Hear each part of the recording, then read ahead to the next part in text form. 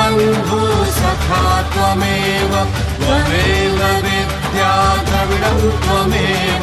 त्वमेव सर्वं मम देवदेव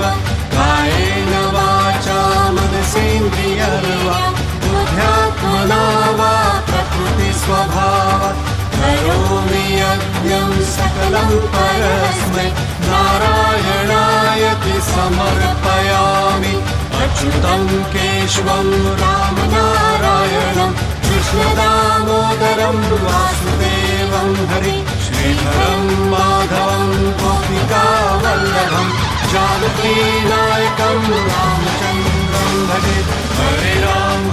राम राम हरे हरे हरे कृष्ण हरे